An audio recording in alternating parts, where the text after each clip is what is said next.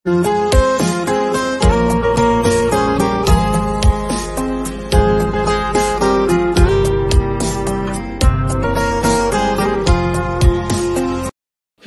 болып күлеміз. Гүлдей болып өсеміз. Құстай болып ұшамыз. Көбелектей қонамыз. Бүгін 1-ші қыркүйек білім күні.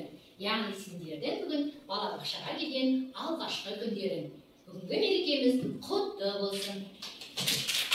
Алғашқы күніміз балабақшадан басталып жатыр екен.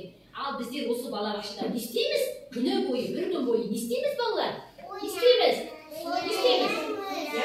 Жаттығу жасаймыз, ойнаймыз, ән айтамыз. Сосын не істейміз? Тамақ ішеміз. Сосын